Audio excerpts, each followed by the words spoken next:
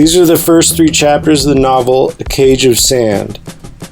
First chapter is Utah. This was no place for her, not at this God-spared hour. Owen didn't know where she was trying to walk to, but it would take her hours to get there. Maybe she was some hardcore hippie freak trying to become one with nature, although he doubted it. The landscape was pretty, sure, but this was definitely an interstate. "Hey," he yelled, pulling up dustily on the shoulder. Owen half expected her to be crazy or on drugs or both, but when she turned to him, it was with a disarming smile. "Hey," she said, walking up to the open passenger window.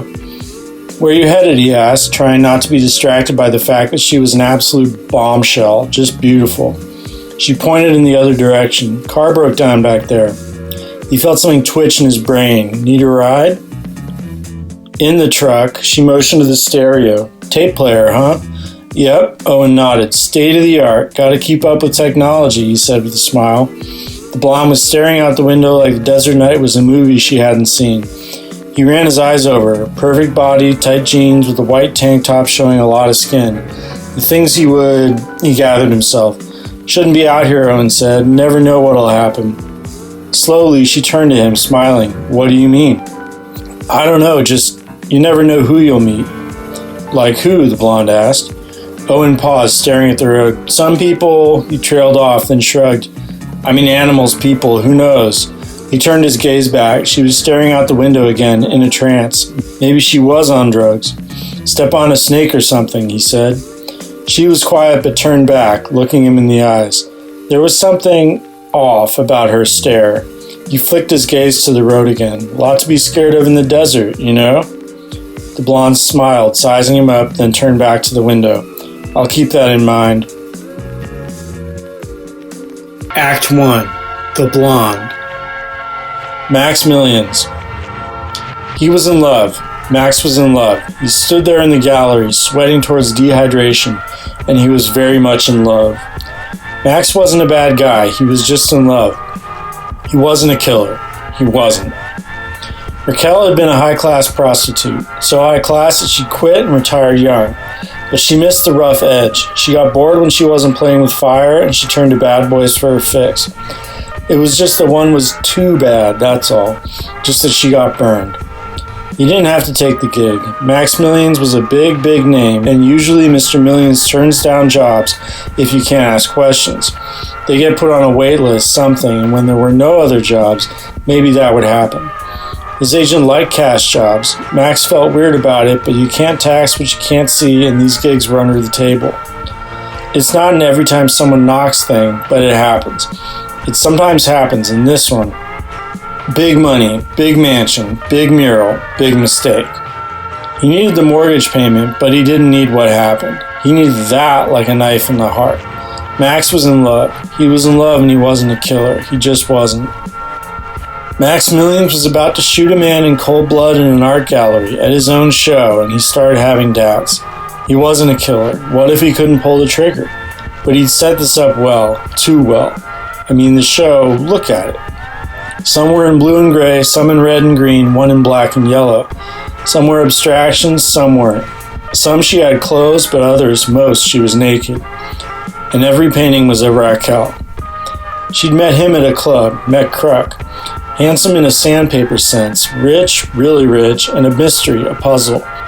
But once she'd solved it, once she knew what he was a part of, what she was now a part of, she wanted out, desperately. But it was pretty late for that. Max was in love. He wasn't a killer. Max was just in love. Was she using him? Of course. And he wasn't doing it under any illusions. She would probably run off after the murder and probably not with him. But this wasn't about a happy ending. Raquel and Max then roll credits, right? That wasn't what this was. He was letting her use him because he loved her and wanted a better life for her. He loved her more than he loved himself. Max couldn't blame her for their relationship being one-sided. But she was amazing. In the mansion, she, the client's girlfriend, had wandered over and started talking to him about brushstrokes. She was an artist as well, and Max. Oh shit.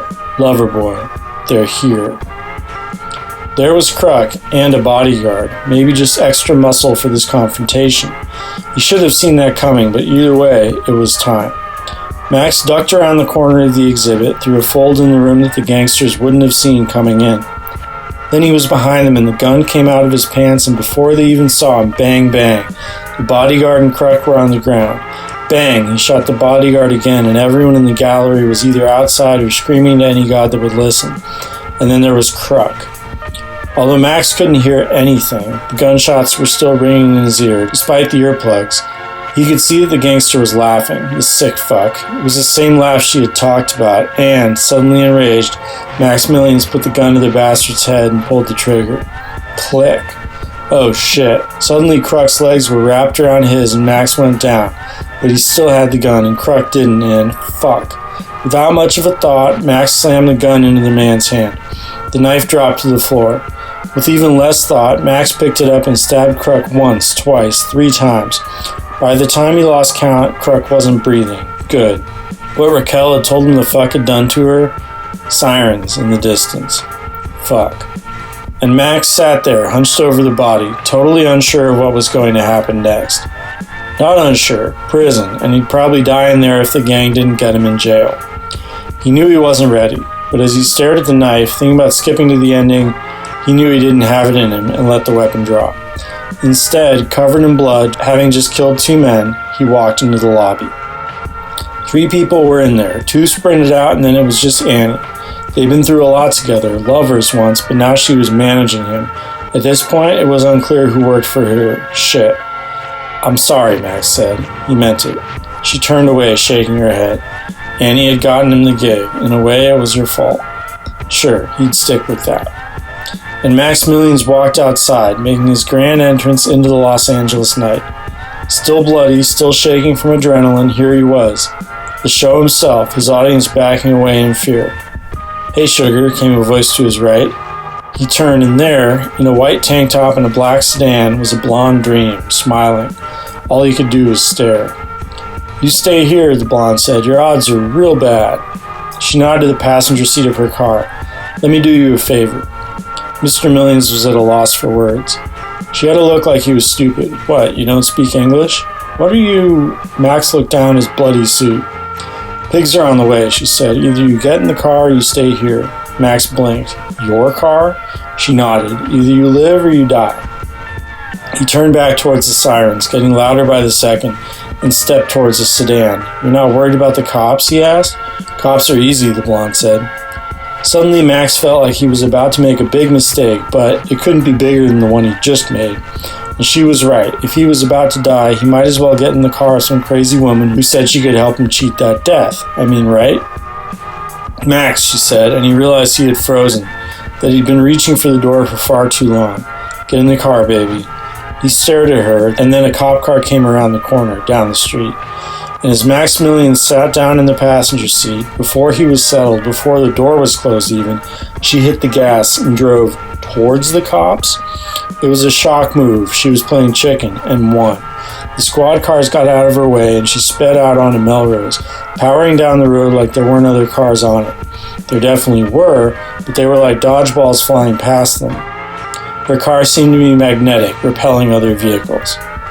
The cops were hours behind them, and then they hit the freeway. They got off at the next exit and transferred twice, like a street hustler's magic trick, and then Max's jaw dropped as the cops that were chasing them shot by, headed the opposite direction.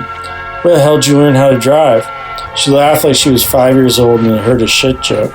And he realized just then that he was dreaming.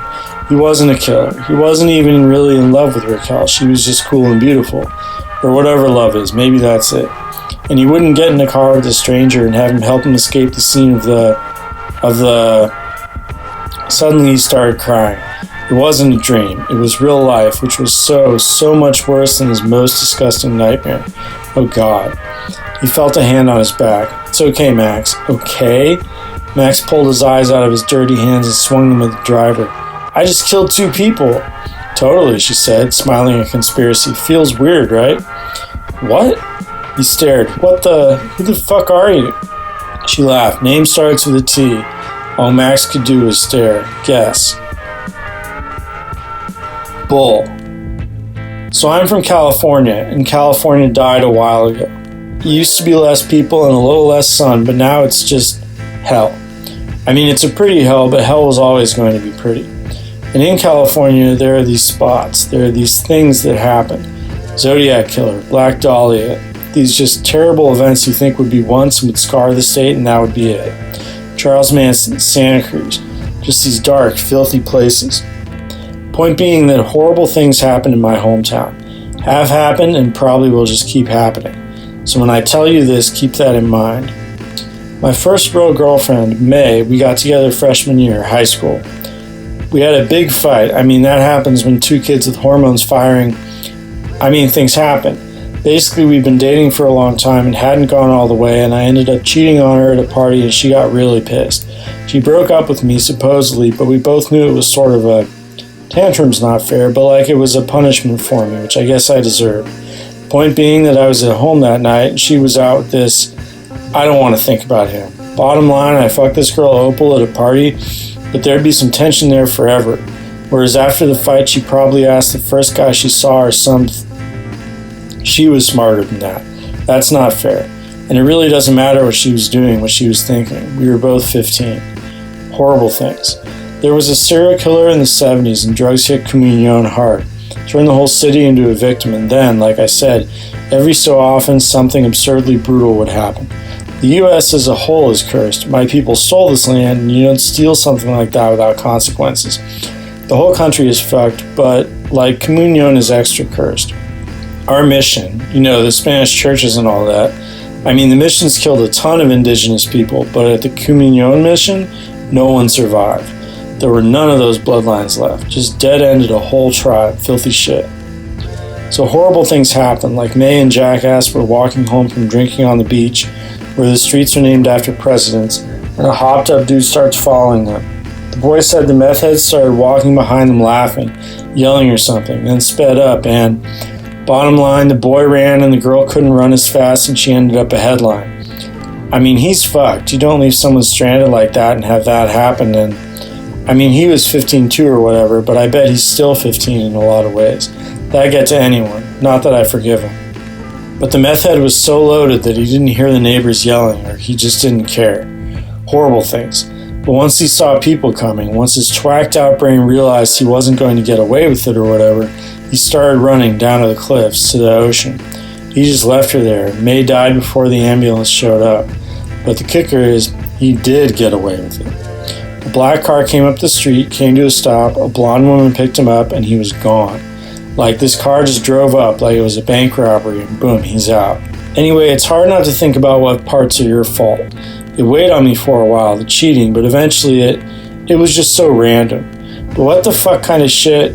It was no one's fault but the meth head, and even then it was the government for ending mental asylums or whatever.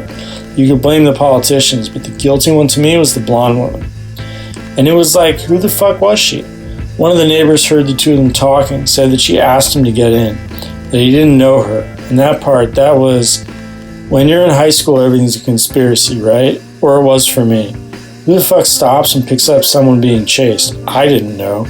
And then disappears? No one got a photo of the license plate. And they drove off into the night, and that was the end of it. If I had been there, I would have fought him off while she ran away. I would have died for that girl. She deserved life more than I did. I had my piece of shit moments, and she was an angel. And always will be. And she deserved to get her wings dirty, lose them like the rest of us. Anyway, he was some dude on drugs. He was trash, but who knows how he hit the street. That happens to people all the time for the most filth reasons. But like I said, there was the woman. She helped him escape. She was blonde, black car. The driver was blonde. Like I said, when I was a teenager, everything was some big conspiracy. She became someone rich's daughter somehow. I don't know why that was my conclusion. But point being, I was 17 and I made a vow that I was going to find the bitch. Black car, blonde hair. Pretty dumb to think you could pull that off, but that was the end of my life. The bartender stares. Look, I'm sorry that happened to you, but we're closed. He pauses. I don't even know how you got in here. Did you hide in the bathroom? The man with the green hair says nothing. We're closed, locked up. The bartender points to the door. Again, that's terrible, but you gotta go. Green stares at the man. 2 shots of whiskey, you and me. What? The bartender's eyebrows rise. You're fucking kidding me, right? My girlfriend's gonna think I'm cheating. Don't make me call the... His gaze goes to the stranger's hand as it rises from his jacket pocket, holding a pistol. Oh, come on, buddy. It's Bull, Hairdice says. It's not Buddy. The bartender stands back, hands up. Look, just tell me what you want. Whiskey. 1 shot for me, 1 for you. Bull stares. I know you have whiskey. It's a bar, he says. The stranger nods. Exactly. He grabs the cheap stuff and fills 2 shot glasses, and the two of them throw back the alcohol. The bartender's practically shaking. Okay, he says. What now? Bull shrugs. Just listen, I guess. Listen? Yeah, Green says. I got a story to tell like I told you. I thought that was the story, the bartender says, eyes wide. Nope. Bull smiles, sly. That's just the spark. This is a wildfire. Wyoming. Robbie was praying under his breath. Am I going to be okay? Claire was losing blood. A lot of blood. Robbie didn't want to tell her she was about to die. Yeah, he said, yeah. Claire was either in shock or a hair away from it. The others were picking up the climbing gear and would be following Robbie's car. To where? As he held the doomed girl, running her as well as he could up the trail to the parking lot, he had no idea. It was maybe a half hour to a gas station, or back the way they'd come at least. Someone's house? Someone's fucking ranch? Becca had a cell phone, but what was that going to accomplish? Hey, information, what should I do with... There was a silhouette there at the entrance to the parking lot. A woman with something in her hand. There was something menacing there in that stance. Then she motioned to him. Hurry up, she yelled. And Robbie could make out what was in her hand, a plastic bag like she'd just gone to the grocery store. Huh? Then Robbie realized she had stopped in his tracks staring at her. Fuck's sake, the silhouette said, and started walking down the path towards them, a little urgency in her stride, but not much. She pulled a bottle out of the bag and pulled the top off and took a swig. Faster, she yelled. She's heavy, Robbie yelled. Oh God, was this some druggie? This was meth country, right? The woman broke into a sprint, bottle in hand. As she got closer, he could see that she was a blonde, jeans and a white t-shirt, tank top, and that the bottle was hard alcohol.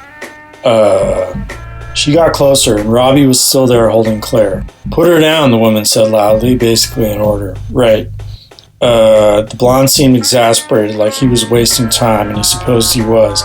Slowly as possible, Robbie did as he was told, but his grip wasn't strong, and he basically dropped her.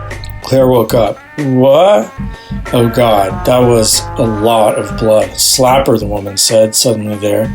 Seeing that Robbie wasn't going to, she reached out and did it herself. Claire's eyes opened again. Who? Stay awake, the blonde said, pointing at the injured. She turned to Robbie. I'm going to give you a job, she said, and put the bag down between the two of them. Then she took another swig of the alcohol and poured the rest of the bottle on the wound. He screamed awake a graveyard, and Claire was suddenly fully there. Holy shit, she said. What? Shut up, the woman said to the bleeding girl. Save your energy. And she put the bottle down. Grab the flipper, she said, turning to Robbie, and heat it up. Robbie looked at the bag, opened in his direction, and saw a bunch of random shit. Flipper? He asked, looking up. Fuck's sake, the woman said, and pulled what looked like a barbecue tongue out of the bag. Oh, like a burger flipper. Take the lighter, she said, and get it as hot as you can. Claire was drifting off again and got another slap. Then the woman reached into the bag and put a layer of honey in the wound. What was happening? The woman looked up, and Robbie realized he was just standing there. This is your friend's life, she growled. Heat it up. He flicked the lighter for a stove, not a cigarette, and stood there following orders. The woman reached into the bag and pulled out a thing of dental floss. The blonde started spinning a huge amount of it out, then reached back in and pulled out a sewing needle. Robbie stared as she started to thread the floss through the needle. What are you gonna keep lighting it? The blonde screamed, not looking. Robbie tried to focus on his task, but it was hard given the circumstances. Who the fuck was this woman? But then she was doing it. The blonde was sewing the gash up with dental floss. It was huge. Claire had slipped rock climbing and ripped her leg open. Robbie guessed she had hit an artery. She was an experienced climber and never fell, and she had slipped on a boulder, warming up, and landed on another rock. And oh my God, it was a big wound, and a lot of blood. So much blood. It's still bleeding, Robbie said. The blonde was halfway done sewing. Is she gonna make it? The woman saw that Claire was passing out again and slapped her hard. She kept working and didn't answer the question. I don't keep talking and this goes in your throat, the blonde said, clearly referring to the needle. Just heat the flipper. Robbie shut up and kept his little fire going, but he couldn't help notice that she was making wider stitches, doing a slightly sketchier job, holding it together a little less. "Okay," she said, "give it to me." "What?" Robbie looked down and suddenly he fell backwards. She had pushed him hard, and he realized he was slightly on a slope. He realized this because he was in a bush all of a sudden after tumbling a little. He heard the woman cursing, and then Claire screamed loud again. Robbie oriented himself and stood, and there, the blonde had turned Claire on her side and was cauterizing the wound with a burger flipper. Claire was screaming, but where the wound had burned, there was no blood. Holy shit. The burger flipper wasn't especially hot, which was mostly Robbie's fault, but it was working. Then the woman put it down and started to move the lighter itself slowly up Claire's leg. The bleeding was much, much less severe, and then the blonde reached the top of the wound and it had stopped. A slight chunk of the gash reopened, and the woman quickly reached down and pulled the dental floss out again. Doubtlessly burning her own hands, she sewed it back up. The dental floss was sort of melting as she did, but it held. Robbie's mouth was stuck open, and then the blonde turned to him with dead serious eyes. "Drive to the gas station," she said, but he couldn't say anything. Becca and Todd came up the trail and stopped in the clearing, but the blonde continued to stare at him. "Fuck is wrong with you?" Look," the blonde said, "I'm not going to take her." Then, keeping eye contact, she laughed with a whisper of a dark smile, like Robbie had failed a test. "And I had hopes," she said, nodding directly at him, the stare unbroken, unbreakable, "but I'm not going to take you either." Then she turned away with a slight sigh and pointed to the parking lot. "Go to the fucking gas station. I'll go now and get an ambulance on the way." Then she looked down at the bottle. There was still some booze inside. She picked it up, drained it in front of a rapt crowd, gathered her stuff, and walked away. Suddenly Robbie heard it, some kind of car idling in the distance. In the parking lot. She'd left it running? "Who was that?" Todd asked, suddenly there. He was very, very confused. And Robbie didn't know what to say. Becca was tending to Claire, who was drifting in and out of consciousness. Crap, they really needed to get moving. Just then, with a fair amount of noise, the car pulled away out of the parking lot and sped off towards town. "She a local?" Todd asked. And Robbie stood there, singing with the feeling that something else had just happened, that he had failed a test. He was the biggest daredevil in his crew. Robbie would do some insane stuff, and his personality reflected it, but he had folded. He had fallen apart. He never cared about consequences, but when consequence had actually hit, he'd been weak. When it came down to it, when it mattered, he was near useless. Robbie now knew that he was and had always been made of paper, telling everyone he couldn't burn. The realization destroyed him. "Robbie," Becca said, "let's go." He snapped out of it. Todd was carrying Claire, and the two of them were partway up the trail. "Yeah," he said, then gathered himself. "Damn." He looked up. "Shit, sorry, okay," and ran towards the car, headed to the gas station and the hospital, and what was left of his youth. And that's that. A Cage of Sand is available on Kindle. The link is in the description. Peace.